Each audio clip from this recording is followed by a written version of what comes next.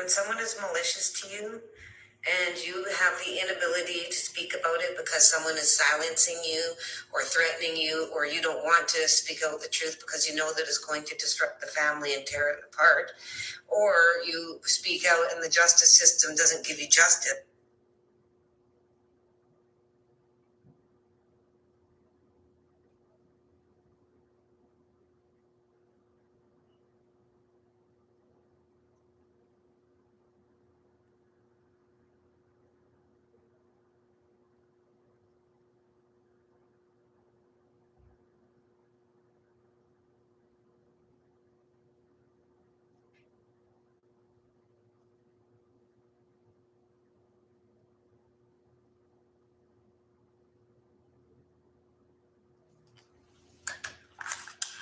It's hot.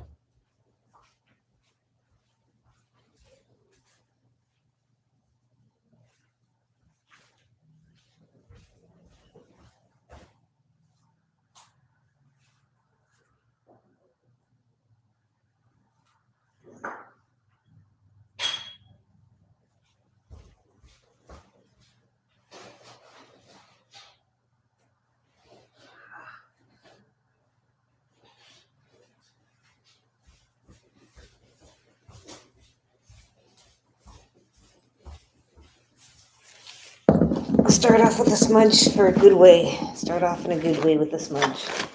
Okay, maybe it's a little dark. Oh, aye. My hands are dry because I used soap, just hand soap at the mall, just one tiny bit, and that was about 8 hours ago, or not even. And now my hands are super dry. That's what happens. Now I don't like touching anything. Everything has a gross texture. Anyways, this is my smudging bowl. One of many. Plastic bag is to keep it from making a mess, because it does have soot in it. So I'm going to take the sage and treat it like a friend that I'm meeting, and its purpose is to do what I'm trying to do. So I'm like, hey, you do what I'm trying to do, healing work, so you want to work together? I'm inviting you to work with me to do the work of God, of Creator, to bring us back to health, to eliminate all the negativity and all the attachments of people causing us pain and suffering through their thoughts, their actions, their wishes. So I'm inviting you to join me in doing God's work in eliminating all of the people that are feeding off of the innocent, including myself, especially myself. What is under me? There we go. All right, so I invite you to do God's work. Thank you. And that's the biggest honor.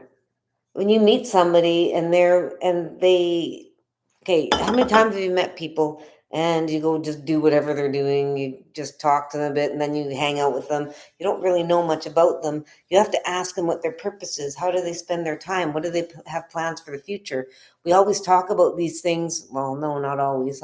Sometimes we get into relationships and we haven't talked about those things, but we're aware that talking about those things before getting into a relationship is extremely important.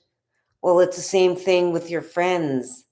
Your friend circle is going to impact you as well. So it's necessary for you to take into consideration what everyone's purpose is, what they're using their time for. Some people have no idea. They don't have any goals. So they're just going la-di-da throughout life. That's great and all, but you need to have direction. And if you're hanging out with someone that doesn't have direction, they're going to be pulling you down and getting you to skip work or skip school and that sort of thing. You need to know what your goal is and don't let anyone distract you from it. Distract you, discourage you, detour you. I invite the direction of the east and the element of fire. I invite the direction of the south and the element of water. I invite you the direction of the west, element of earth, and the direction of the north, element of air. I invite you, Creator, ancestors, all beings of light. And I invite you, Mother Earth.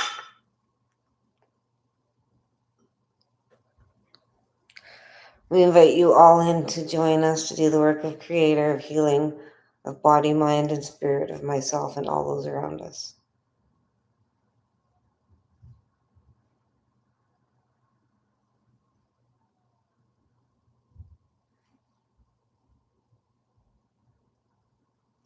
So, whenever we meet somebody and they have the same goals as us, you need to realize that that's one in a billion. There's not very many people that you're going to meet, especially in the beginning part of your journey. They're going to be scattered far and wide before you find yourself. So, you need to realize that you are blessed when you have somebody in your team.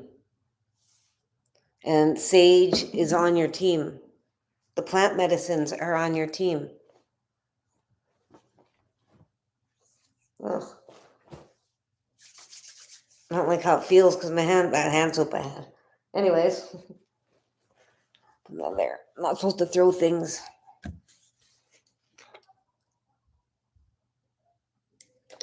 Thank you, Creator, for giving us the opportunity to join today to share knowledge and just connect, because it's become a very rare thing. Thank you for allowing us to join together. When we have gratitude and we actually mean it, then it actually is opening the channel to source energy, which empowers the magnetic force of abundance, of all the magnetize it. It empowers our ability to attract anything. So we're already attracting whatever we're putting out.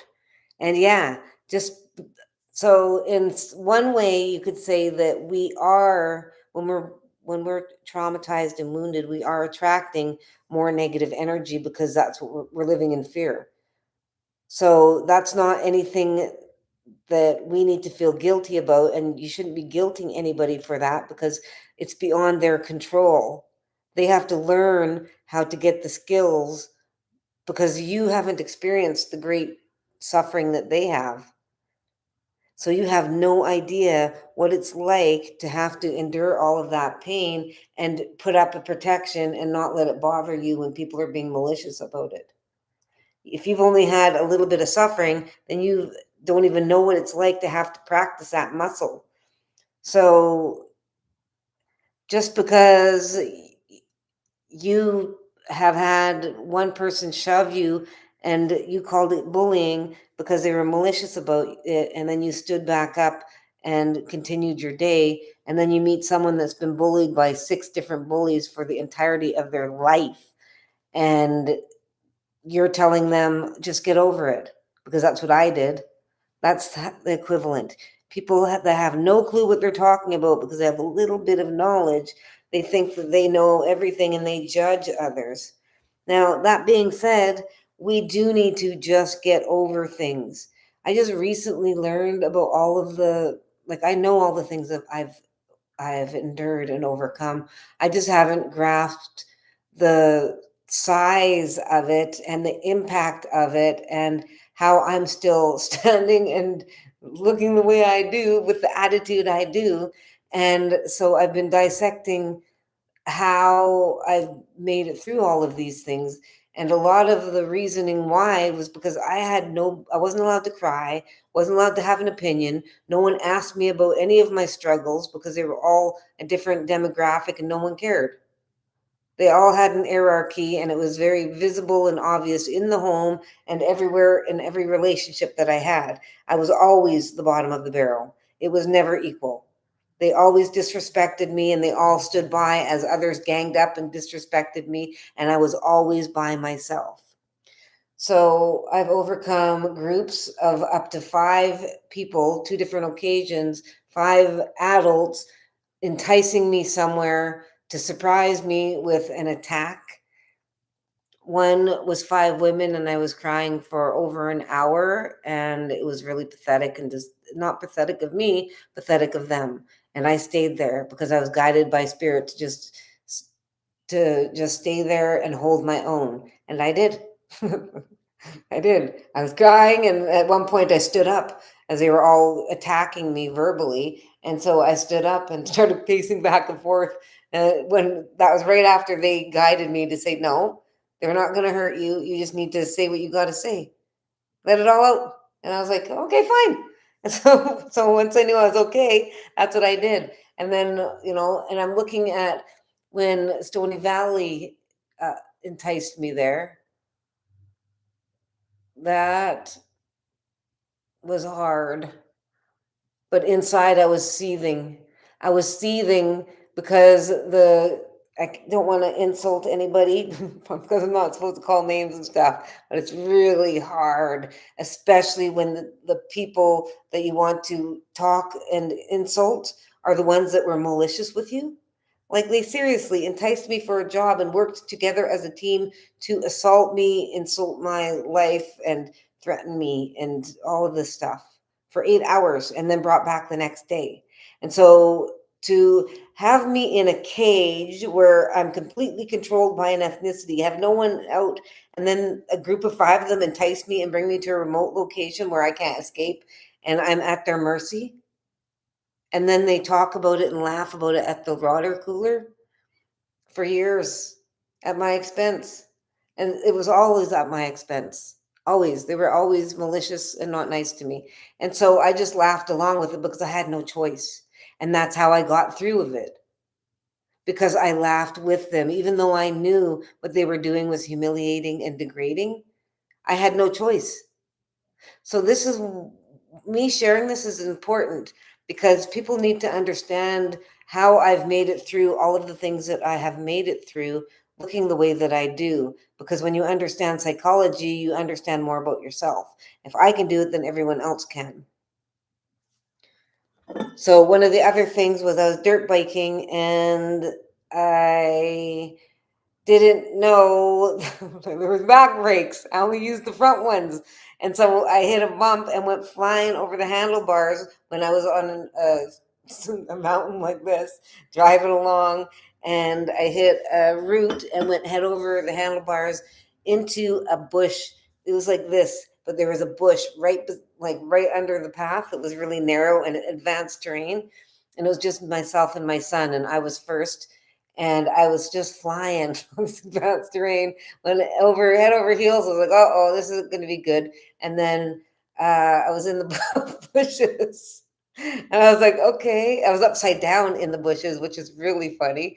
And then Michael, you can hear my bike still going on the side, and then Michael pulling up and stopping and go, "Mom." And so I was trying to get upright, and as I was getting upright, I realized that I couldn't put any weight on my thumb. So I finally got up, and then he goes, "Are you okay?" And I said, "Yeah." And I said, "But my thumb hurts." And he goes, "Okay, I'll get your bike back up. Hurry up." And I pulled off my my glove, and my thumb went back, and the bone was out in the guts. It was disgusting. And so I had to ram. I said, "Michael, there's something wrong with this." And he looked down, like wasn't that far, but it was like very steep. So, but he could see enough. I said, "There's something wrong with my thumb." And he goes, and he turned around. He goes, "Hey, hurry up and get up." I said, "I don't think you understand. There's something really wrong with my thumb. It's aimed the wrong way, and the bones are out, and the guts are sticking out." And he was like, "Just get up here." And then I was like, "Fine." So I had no choice because I was like, "Well, how?" I took off my glove, and I'm like, "This is wide open, so I got to put my glove back on, I think." And I said, "Well, how are we going to get out?" And he's like, "You got to ride out." I was like, "What?" I said, "I can't ride out. Do you see my hand?" And I put the thing back. I had to put all the guts back and managed to get it back in there. And he just started driving away. And because I was like, "You're just gonna leave, or you can't just leave me." I said, "We got to figure this out, and there's no service and stuff." And so he said, we just got to go. I said, you can't leave me. Because what about bears? And then as soon as I said bears, I was like, ah. So then I was like, fine. Got on there and I had to hold the throttle like this, going through advanced terrain, like this through the woods for 40 minutes. Then after, I had to get in the truck, and then my son drove us to the hospital, which was, I think, 25 minutes. And so when I got to the hospital, I was still in good spirits, but yeah, it hurt. And then I was waiting, and then all of a sudden, a whole bunch of handsome men in white coats came in, and like all of them were extremely handsome, like 10 out of 10. I was like, what that? And it was just a small room, probably 10 by 10, and I had my laying down, it's not a bed, but it was like a chair that kind of leans back. And then my son was in a stool, and they all came in, like probably 10 of them, and lined up around the outside of the walls where they could. And I was like, what is going on? As they just filed in, and my son's looking around, and they're not saying anything. And then all of a sudden they start clapping. And I was like, what? I started laughing, and I'm like, Michael, what's going on? And he said, any man that this would have had happened to would have had to been airlifted out. And immediately I said, what? Michael? Because I told Michael, I said, I can't ride out there like this. And he's like, you have no choice. So I've done a lot of things where I'm extremely, extremely strong, extremely resilient, extremely powerful. And the truth is, I didn't think I had a choice, or I didn't have a choice. So that's why if I'm going to do whatever it's doing, I'm going to do it the best that I can. And it's not going to be in spite of them, but it's going to be despite the ones that want me to not succeed. So I've had a lifetime of people that abused me and abused me because I didn't have any connections and I was alone visibly, and the families of everybody joined in and acted like they were all kind and whatever, but they're not. They all know that they didn't take no for an answer with everything. And imagine that. It's not like I go my whole life and then I just get one person trying to coerce or push me into doing something. No, the whole demographic are relentless. They work together to get you to behave the way that they want, using you and abusing you for your children, for your body, your slave labor, everything. So I don't know where I was going with that.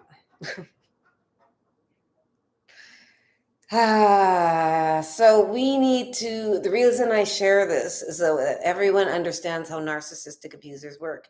Because as long as we're in this infection, we're going to be at risk of these people with the infection of their mind attacking us. Because predators are looking for food. Predators are leeches. They're leeches, meaning they're trying to find somebody, a host, to latch onto and feed off of them and nourish themselves. Some people are very cruel. And the problem is we can't tell which ones are good and which ones are bad just by looking at them. And so this is where we need to teach our children how to discern what is good and what is bad. And that's where you have to look for red flags. A person's behavior is what they're selling you with. If you have to eat dinner and you open up your dinner and there's a whole bunch of bugs in it, are you going to eat it? No. If it's infection and got mold in it, are you going to eat it? No. So why are we doing that when we're meeting people and they're showing us their true colors? Whether they're treating you or somebody else badly, you need to get away from them. And I know it's hard, because sometimes they offer something, but of course they do, because you're really abused if you get nothing in exchange. And if you get nothing in exchange and people are just feeding off of you like that, then that is usually able to get criminally charged. So most narcissists will give you something in return, and then that way they can say that it was agreeable, that you agreed to it when there's something in exchange. That's why they're the smart criminals will do whatever it is they do to you and then give you something in exchange, so then it makes it look like it was a deal. This is a normal tactic of them. Thank you for all the likes, and I hope you're learning. So in life, we're always transforming. I got these cool little things. It's a life cycle. If you look on here, you've got a whole bunch of little eggs. First, they're a little egg that's dropped on the leaf, and the egg will grow into the caterpillar, and then the caterpillar will eat the leaf, and then there's the caterpillar, and he gets bigger and bigger and bigger eating the leaf, and then he goes to the tree or wherever and hangs upside down and builds a cocoon and wraps it around him, and then grows inside the dark where it's extremely uncomfortable and cramped up.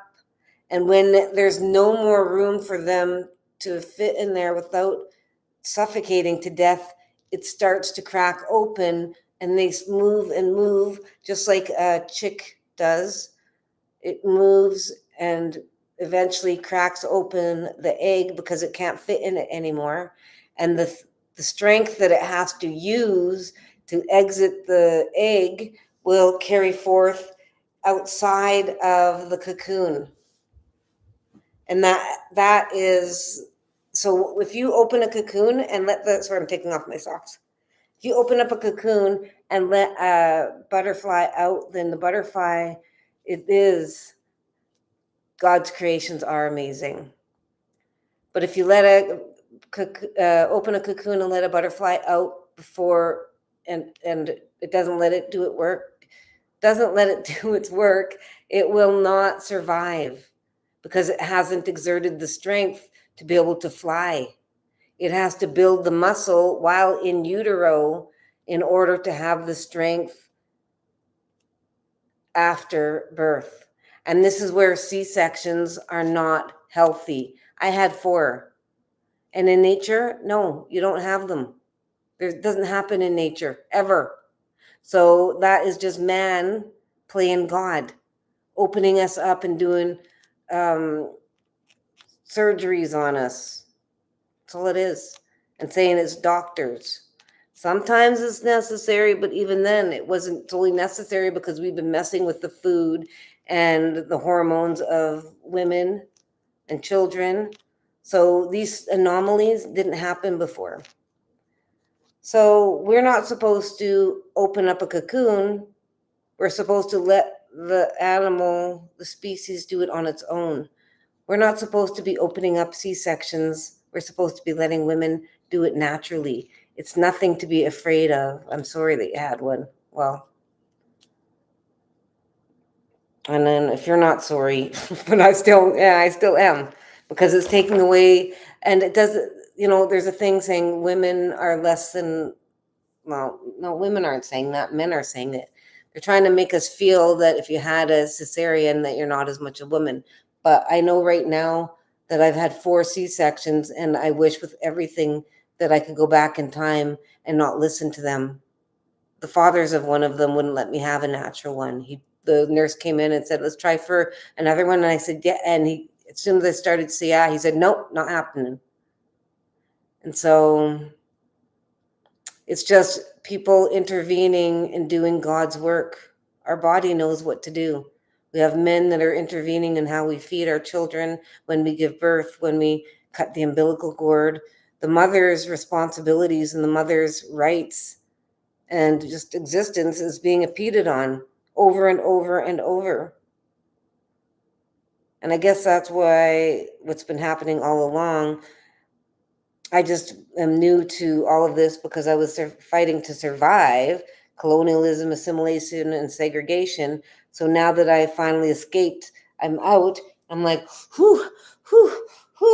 They did this, they did this, they did this. And then I'm looking over here and going, what the heck is going on out here?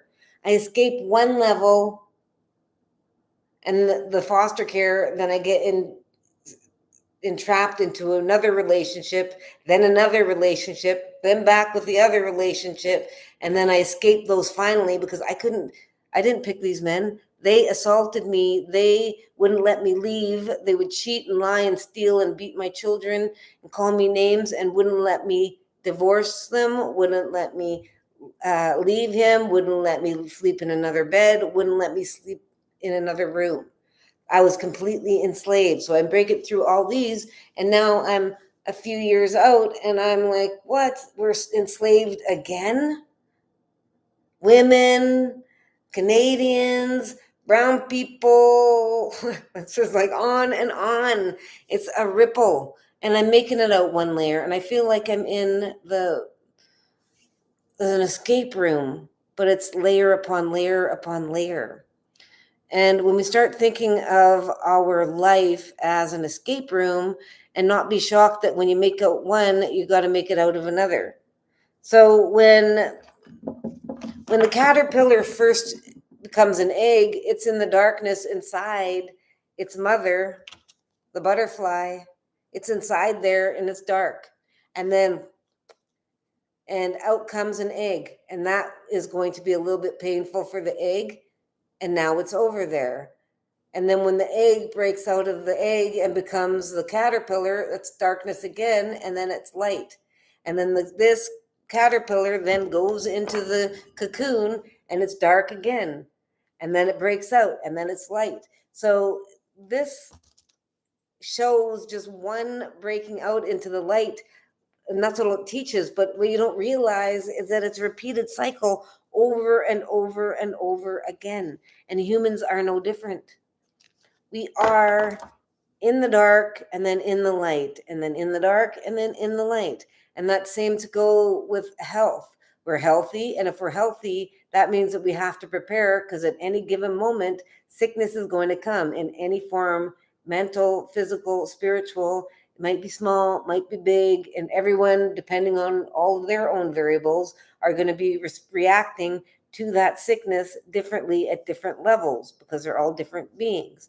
So we need to realize that we're not destined to be sick. We're actually destined to be healthy. We're just inside a very bad sickness that all of humanity has.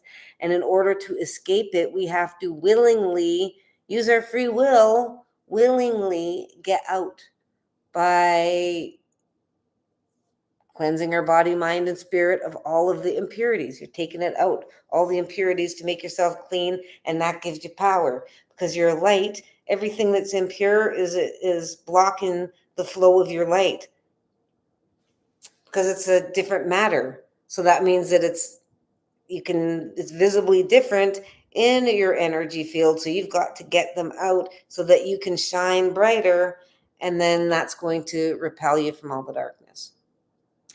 Thank you. I love you.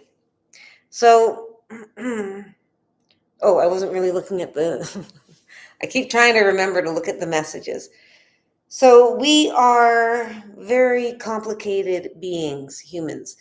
And in order for us to understand how to heal, we have to understand how the mind works.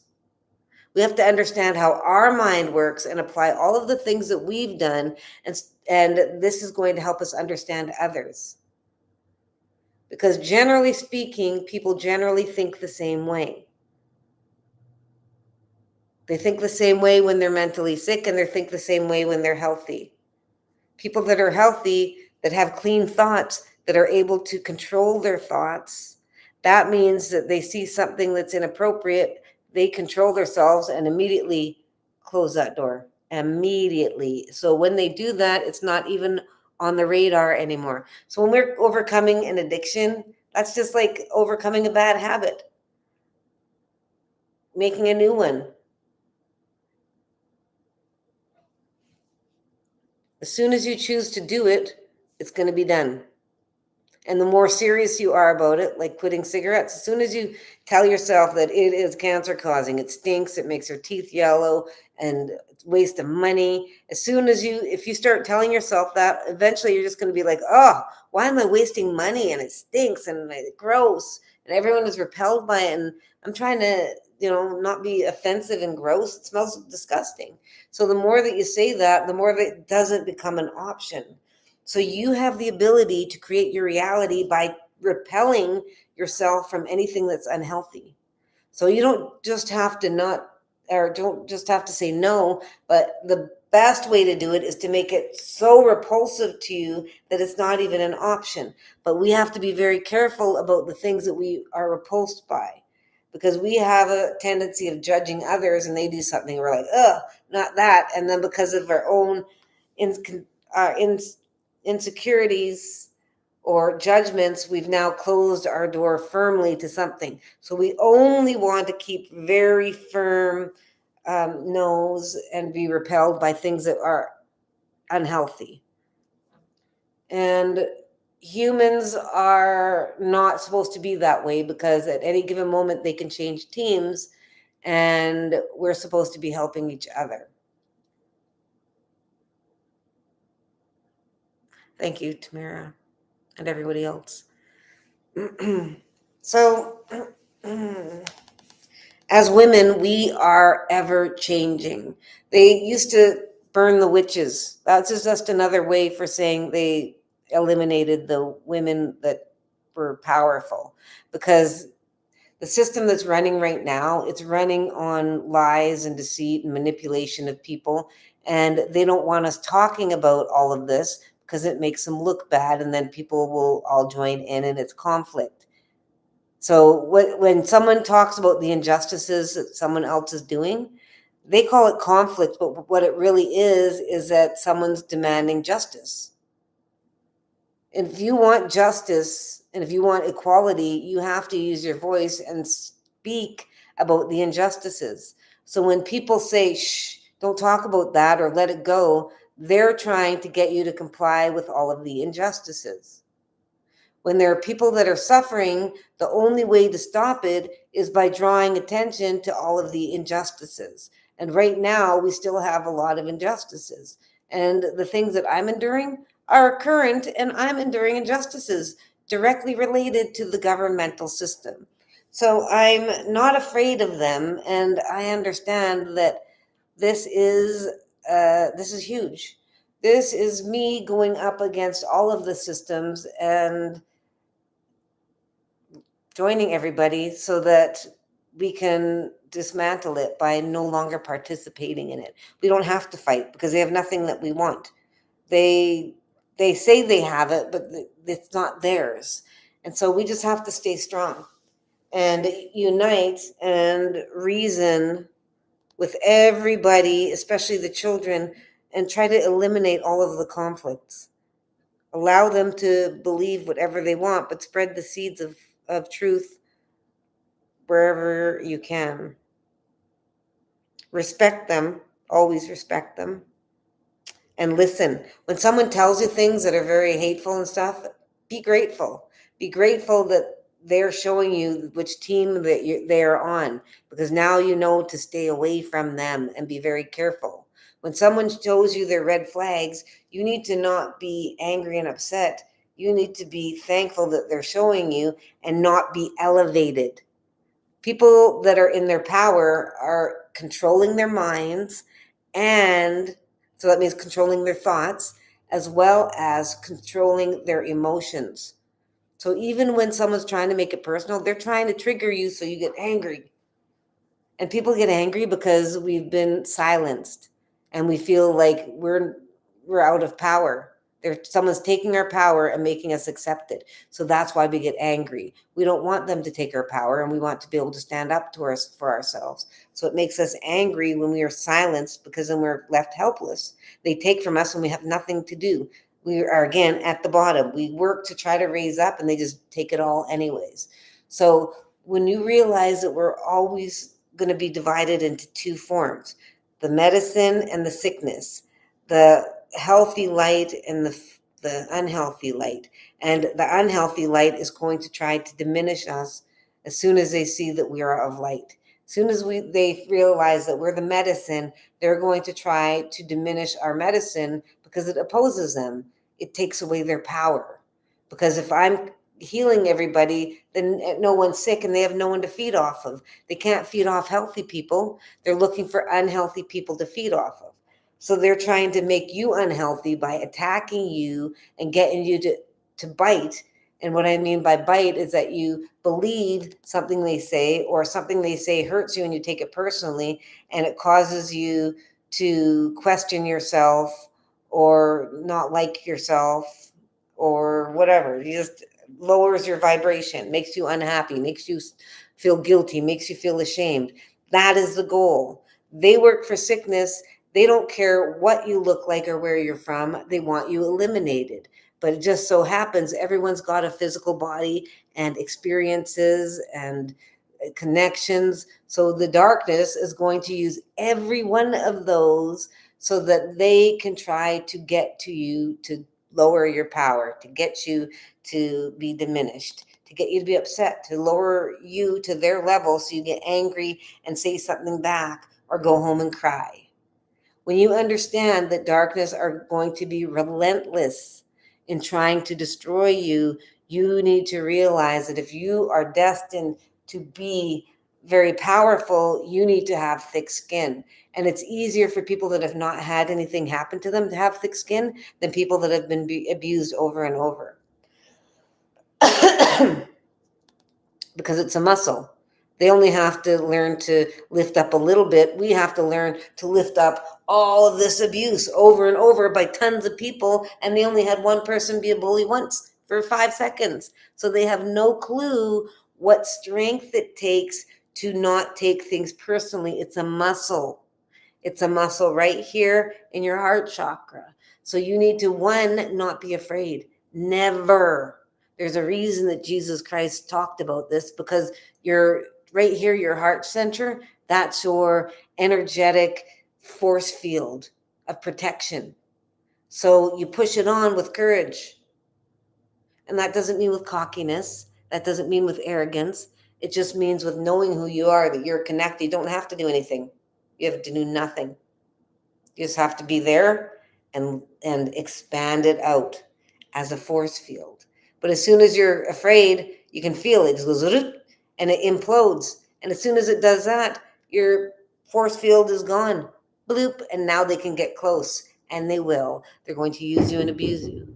So you need to realize that you need to be courageous now going forward. And anytime, whether it's an insect like a spider or a bee or someone coming around the corner, you need to not be afraid no matter what. So we don't want to feed the fire of anger and sickness that others inflicted us. We don't want to insult them. We don't want to call them names, but we want to hold our own. We want to stand tall. We want to not shove. We're going to stand still. They're going to say, try it. And you don't. You just, and if they say, don't look at me, then you just look somewhere else and you tune it out. They're wanting you to throw a fist. They're wanting you to do something so that they can respond. But you do not have to. A warrior knows which battles to take part in. We don't have to fight everybody that wants to fight. Otherwise, everyone would want to have a go at us. Are you kidding me? Are you kidding me? Everyone would want to have a go at you if they could have a chance. So you are not entitled to engage with every Tom, Dick, and Harry. You don't have to. Your energy and time is valuable. You don't have to engage with anybody. Cherish it, just like you cherish your body. Your time is valuable. You don't, and let them. That's what destroys them. They want to be engaged. They don't want to be ignored. And that's the way that you get rid of the sickness. You don't engage anymore.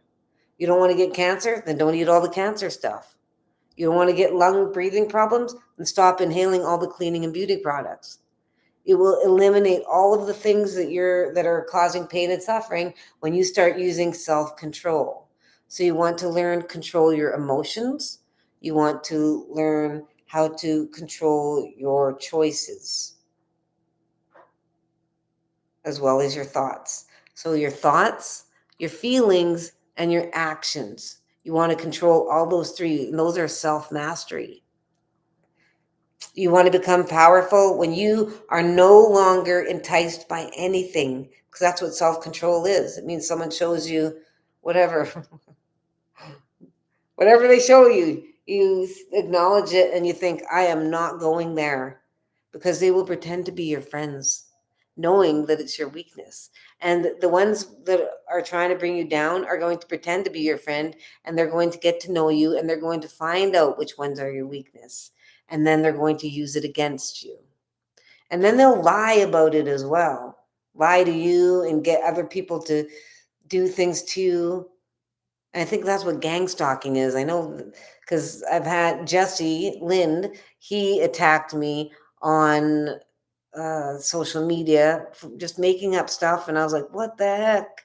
And I should have blocked him, but I was like, no, that was at the beginning of my spiritual journey. And but it was good practice for me, because we have to learn how to have thick skin and how to stand up to bullies, because they're going to come after you. And it's like we're all sitting down, and the people that are in power are walking around just taking control, and we have to go to work, whatever, and sit down, go do whatever and sit down. And so as soon as you decide to stand up to all of the abuse, it's like you're standing up. And as soon as you stand up, everyone in power looks and they can see you, and everyone sitting down can see that you were not up before. And so they're going to go, what are you doing? And they're going to try to sit you down by insulting you, degrading you, whatever, humiliating you, and pressuring you, coercing you, threatening you. And if you don't, you need to realize that there's always going to be someone even stronger, because these are just the bottom feeders. This is the frontline workers of the abusers. You're at the bottom, and so you're getting used and abused by all of those losers that are looking to feed off of the innocent. When you're no longer innocent and you aren't so disadvantaged, you get knowledge, you get strength, you get money, you move up the ladder. Someone might come and injure you, dang, back down. And then while you're down there, someone steals your money, back down. But the more that you move up, every time you move up, you have to overcome the bullies in that level. So if you don't want to be in the bottom, say you're in addictions, you're going to be dealing with all these other people in addictions, lying, cheating, stealing, trying to keep you in addictions. Once you overcome the addictions, you've now no longer susceptible to the enticements of all of these drug addicts. They're all saying, come on, let's go get this, and I owe you one, don't quit. And they'll even give it to you free, because you're now trying to quit. It's when you're trying to escape it, then they're really going to try to entice you back in. And when you finally say no, that's it, then that's when you level up. And so now you've made up your mind that you're never going to tangle with these guys again. And they might try, but every once in a while, but they're just going to be like, okay, yeah, they're gone. And so you're leveled up. But now you're going to have different people trying to bring you down. And there are people that in that new level that are going to try to also kick you back down. They're going to try to tell you that you're just a drug addict and whatever, and try to push you down, making you believe that, yeah, that's all I'm ever going to be. So you cannot believe the words of people that say bad things. They're there to destroy you. They're trying to diminish you. They're trying to take away your power. We have the ability to absorb whatever is in front of us, any stimuli, experience, whatever. We have the ability to take from it, good or bad, and carry it forward. We need to eliminate all the negative thoughts, that because they're impacting our self-worth and our ability to live in this world. We have the ability to do anything that we want. But these limitations, when we get abused, tell us you're not going to do that. You're not good at that. So it closes all of these doors, and it makes us not want to be here, because the things that we want to do, we're embarrassed to. So thank you, Tamara. I hope you're having a good night. It's Friday. I didn't realize that.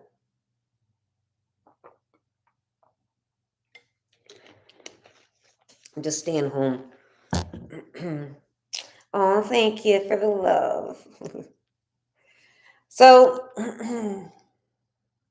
what was I even on? I don't know what I was going on about. So we are like butterflies.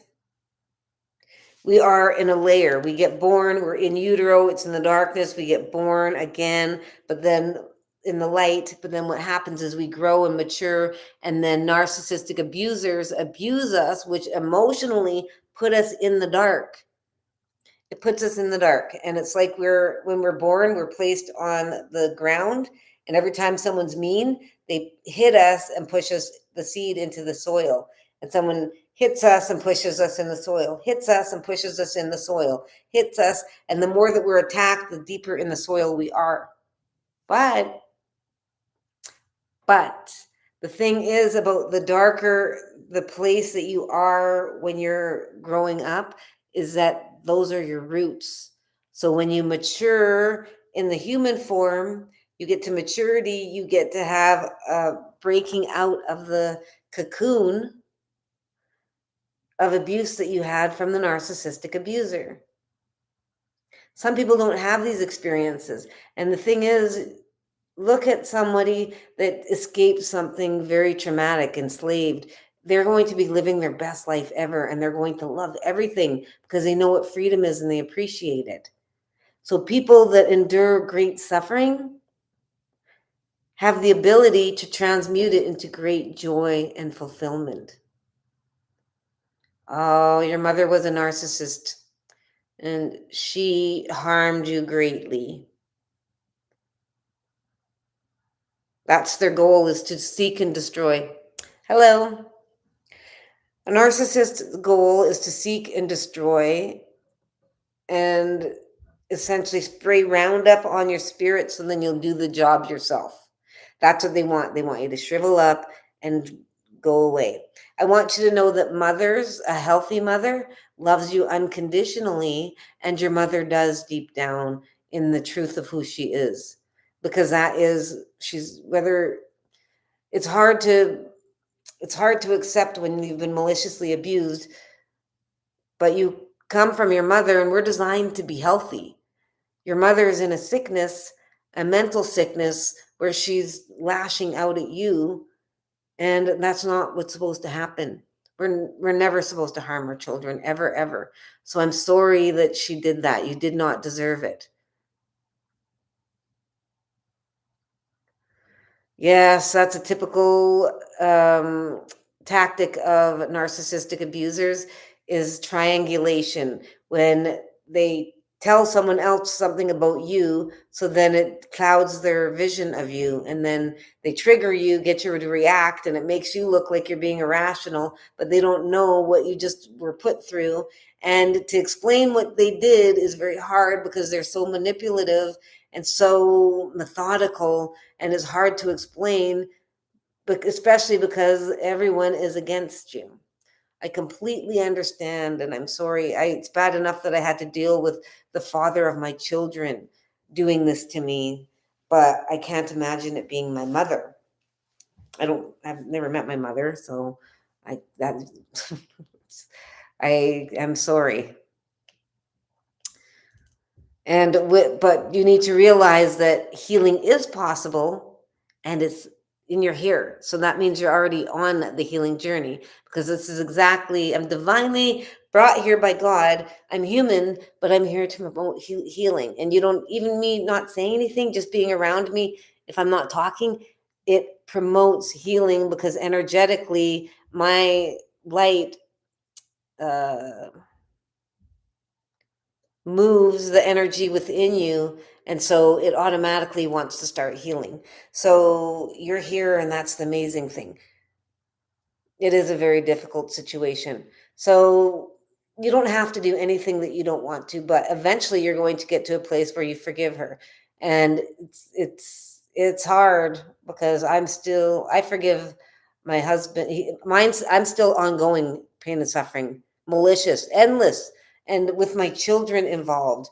So that's really hard too, like ruining my relationships with my children. Plus, I was fully assimilated and segregated, so I only had my 4 children. So to turn the kids against me, to leave me with nobody, shows you what kind of a person he is.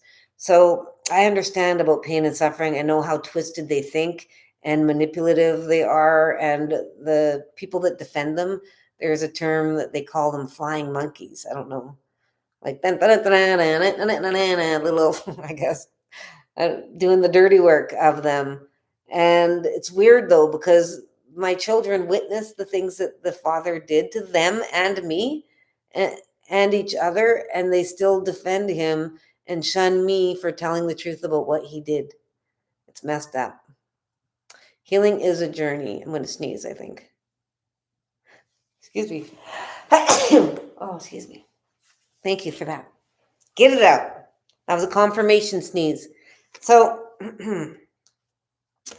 so you're on a healing journey, and this is it. It's great because you're already talking about it, and you're talking about it publicly. That's huge because that means that you're not ashamed of it, and you shouldn't be. But that's part of the journey. You're usually ashamed of it at first because you're like, why am I always picked on? What's wrong with me? What's wrong with me? Because you're told it's a you problem. And so you're already past that. So that's very beautiful. So this is the thing. People used to tell me, don't tell my children what everyone's done. They'll find out when they're older.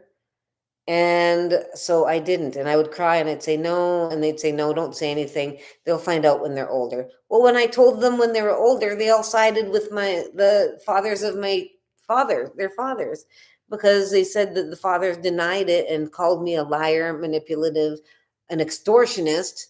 Like, where's the money? Where's the money threat? And where's the money? Like, no. And my kids said that they didn't know who to believe. Nice, huh?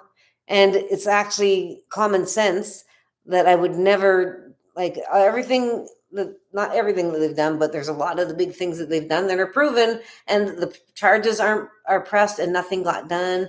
And people, like, it's just the system is against us.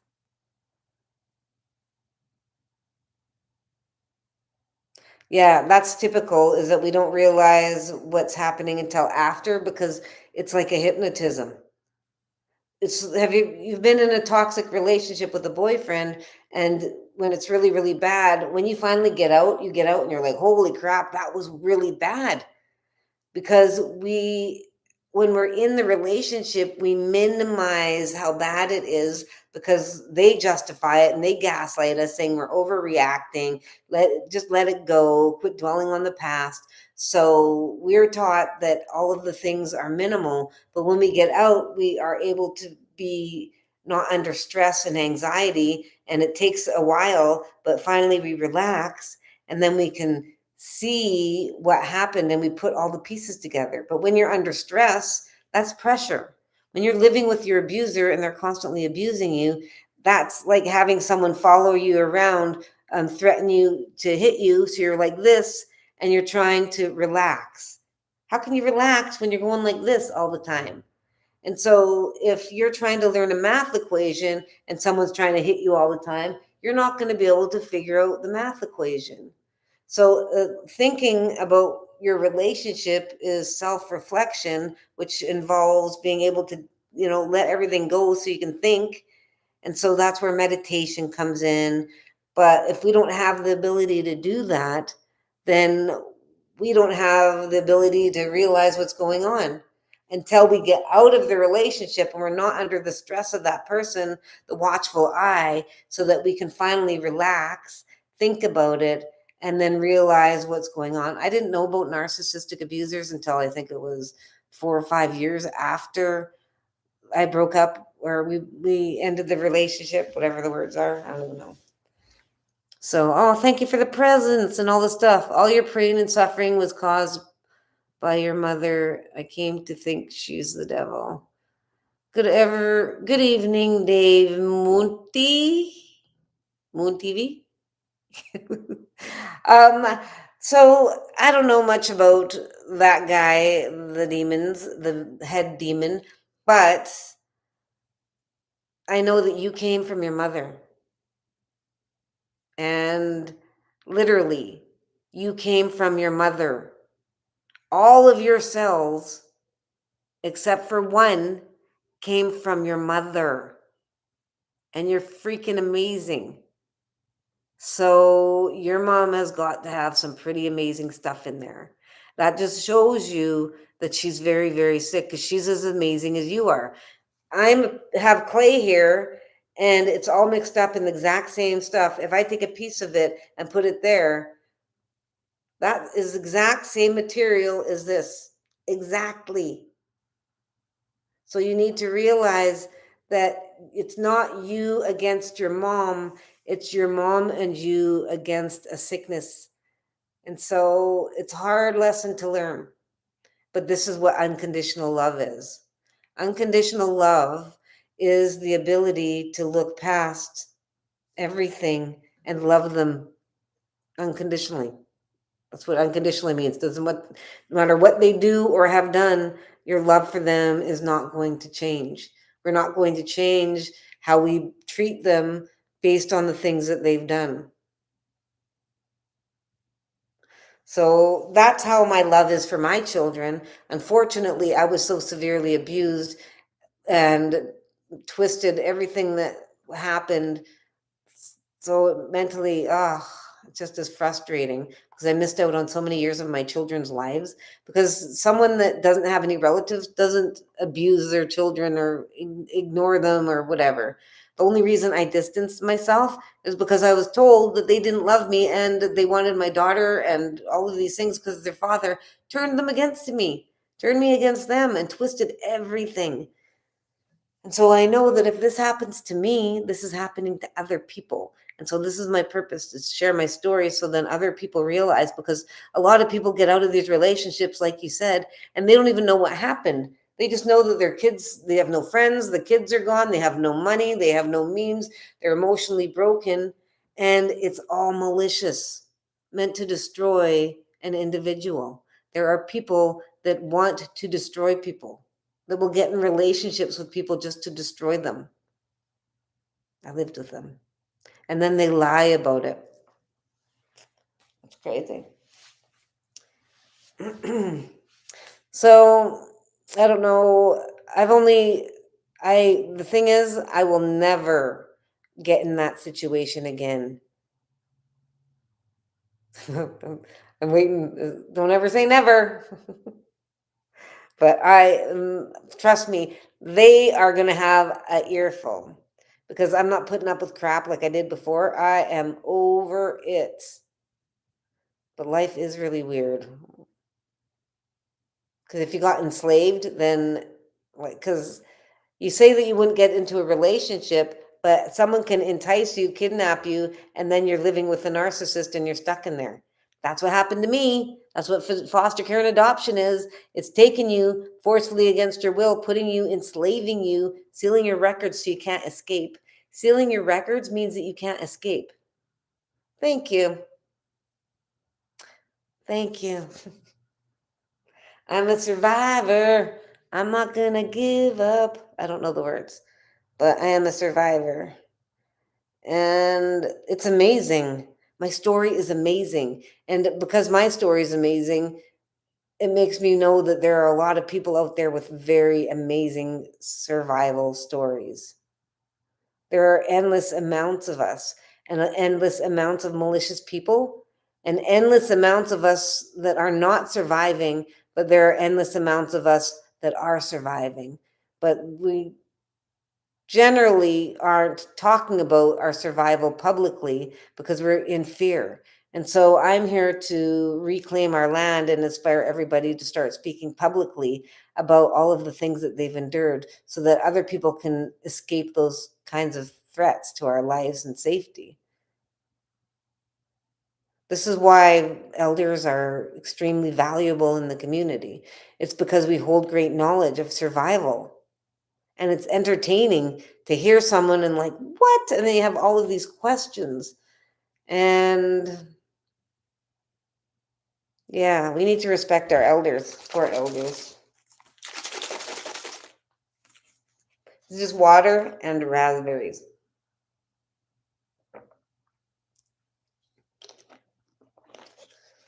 Well, I have to get up at 6:30 in the morning for um, yoga. Monday to Friday. It's not Friday yet in India. So I go to yoga class in India. If you are interested in affordable yoga classes, is $25 US a month, which is no, or is it less than that? I don't even know. I don't know, but I got a 3 month pack for a good deal. And it's Monday to Friday, and you get adjustments. So he's amazing. He tells you to move your hip and move your hand and spread them, like, amazing. Very good. They have beginners yoga and then advanced. And this is important because we need to move our body. And the at home yoga is amazing because you don't have to leave your home. You can just stay at home, turn on your camera. They have one at 6 p.m. and one at 6 a.m. No inventes Puerto Vallarta anymore. Uh, yo voy a. I live right now. Ahora es en Fort McMurray, Alberta, Canada. Y un día, no. Pues yo tengo 4 hijos aquí en Canadá. Oh, no way. Isa de la tienda. What the heck's the name of the store? Darn it. The one at the corner of Libramiento. Yeah. Oh, wow. Isa. So I haven't seen your pictures in a while, but I saw you with your children traveling all over, I think. Well, you're always traveling all over. My my journey, I don't think I've seen you for a long time. I was supposed to go with you to go see your place, the cabin in the mountains with Ashley. But what happened was, oh, so much happened. A lady in Chimo stole a whole bunch of money from me. And then another lady in Puerto Vallarta stole hundreds of thousands from me. And so that happened. And then I got back, and then I had court stuff to deal with my divorce. Turns out I wasn't even married. And so all of that divorce stuff happened for nothing. And now I met Jesus. I don't know if you're religious, Isa, but I met him and more than one occasion, and don't drink alcohol anymore. And now I work for him. So yeah. But I just got back from in not just that was a year ago. Wow, a year ago already. I went to India and it was amazing. I'm a yoga teacher and I studied Buddhism and I did a 10-day silent meditation. And so now I'm ready to do some more traveling, but first I've got to do whatever it is I'm doing here with my 4 kids they're all adult kids here in Fort McMurray. So yeah. Yes, thank you. It's part of life, I think. This is the thing that I've learned. I grew up in foster care with white people at birth and had no one to defend me. So my life has been very hard. I just got my birth certificate 2 years ago at the age of 51. And so I'm from the government of Canada. So I understand that life is about people are going to use you and abuse you. And until you find your courage and your roar to stand up for yourself, you're going to permanently be a doormat. Because I was enslaved into colonialism and the foster care and had no birth certificate and had no out, I was used and abused and completely submissive. But then I got my birth certificate and now I out all of the people that are mean to me, and it's amazing. Uh, Thank you. Yes, it happened to learn. Exactly. And I'm learning. I was used and abused and I'm completely a different person. I used to be so shy. And when I met Ashley, when I first met you, that was when I first started to find myself. Yeah. And now because I didn't people would say, "What do you want to do?" And I'd say, "I don't know." Or they'd say, "What do you want to eat?" I don't know, because I wasn't allowed to have a voice. I didn't I had to do what everyone else wanted to. And I'm just now trying to use my voice and having an opinion and choosing things. And it's showing myself that I deserve to have my own desires, fulfilled. And it's exciting. It's exciting finding this new person that I am. it's I don't know, it's hard to explain. Oh, thank you so much. It is a hard journey, that's for sure, but it is very rewarding. It is like, yeah, because most people are born with a voice and courage, so they never have to deal with the things. But the more pain and suffering you have, the more in depth, the more depth you have. Yeah, the more in depth your conversations are. And so I like to talk about consciousness and quantum physics and how people interact with each other and how people struggle for power and how, like, I love talking about things that matter. I'm so over normal conversations where it's just, how are you, talking about gossip, because that's what I had to sit and endure for all of my life. Well, I, had so many other important things on my head, and now I get to impact the world with my influence. I got two websites. Yes. So I have two websites. One is dedicated to free knowledge, helping everyone make spiritual progress without religion. And the other one is my Rosetta Joanne website. And it's going to have my art that I paint in it and stuff like that.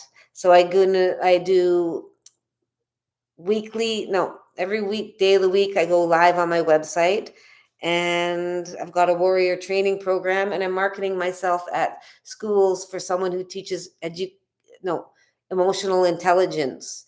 So I teach them how to navigate life with skills to minimize pain and suffering, like emotion management and thought control and impulse control.